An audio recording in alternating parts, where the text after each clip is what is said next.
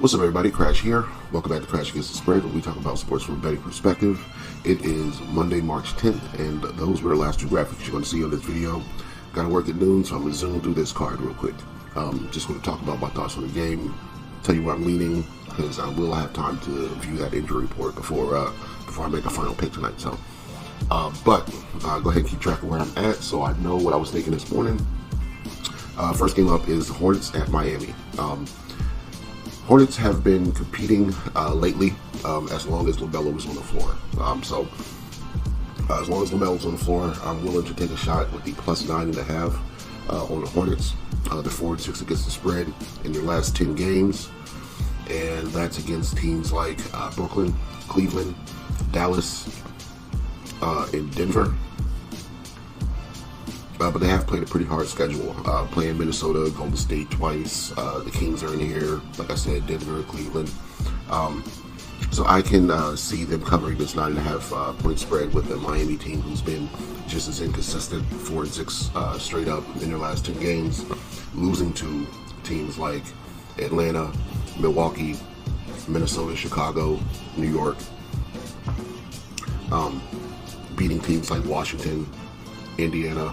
They beat the Hawks also, and Toronto, so they had really beat a murderous row. So I can see Charlotte covering this 9.5 points against Miami on Monday night. Lakers at the Nets.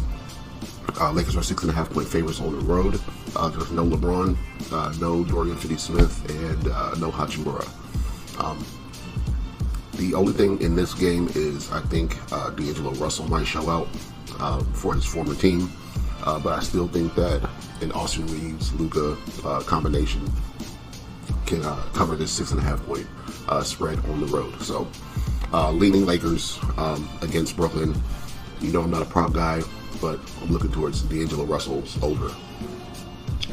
Sixers at Hawks. Hawks are 10.5 point favorites at home versus a terrible Sixers team.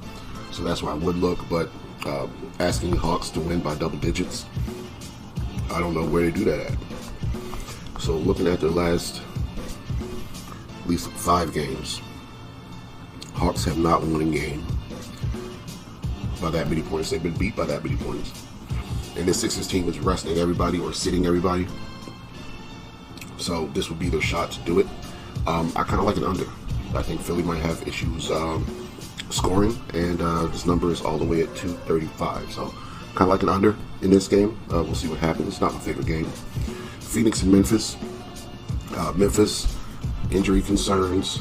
Phoenix starting to play a little better, starting to actually win and cover some games. So I don't want to look past them right this second.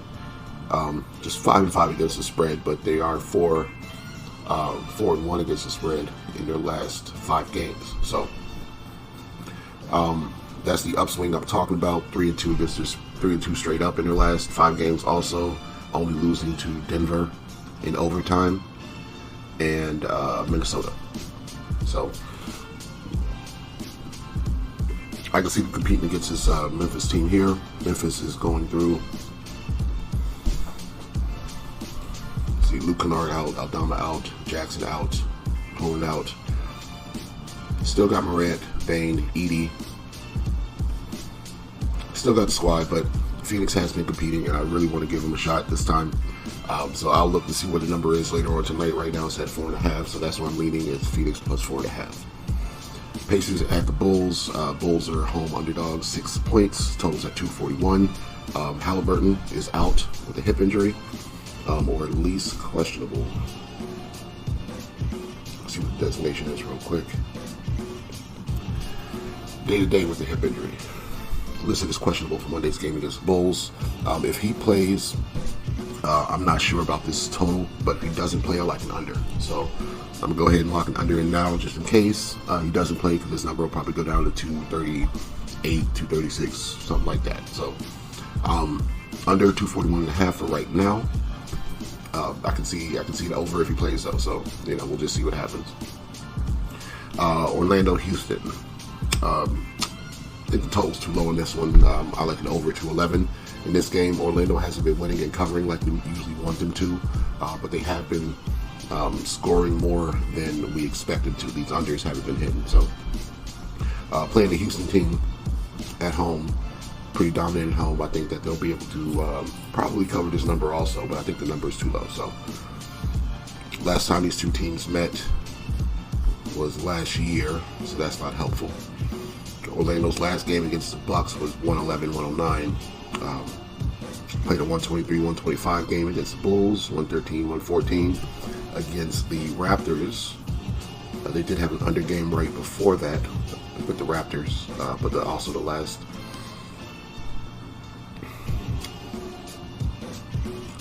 They had Golden State didn't go over. Cleveland game barely went under.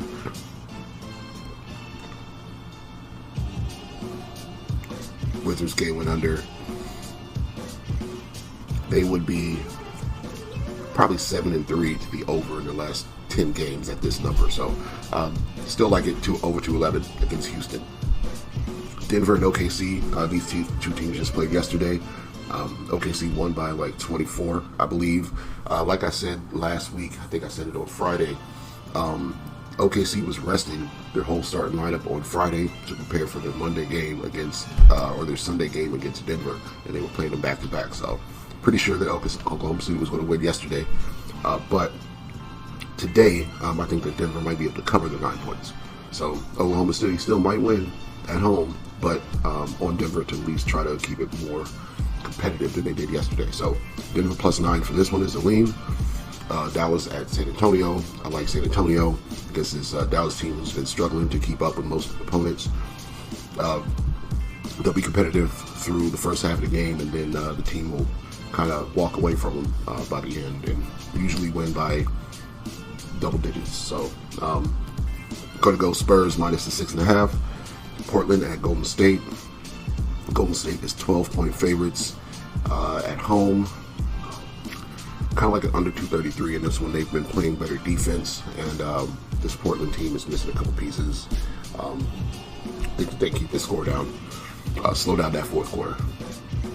Knicks at Sacramento. Knicks at Sacramento. No Jalen Brunson in this one. He's still out for it with the ankle injury. This might be a shot for Sacramento to get one. So going to lean their way +2.5 at home. Utah at Boston. No real thoughts on this game. Spread is 17.5 points. Boston should be able to do it, but after beating the Lakers in spectacular fashion the game before, this could be a letdown spot where at least they don't cover 17.5. They might win by 12, 10, something like that. So Utah is sitting a lot of people and kind of in tank mode. And when we say tank mode, is usually an organization, not the players trying to tank. Players are getting paid to play, and that's what they want to do. They want to win.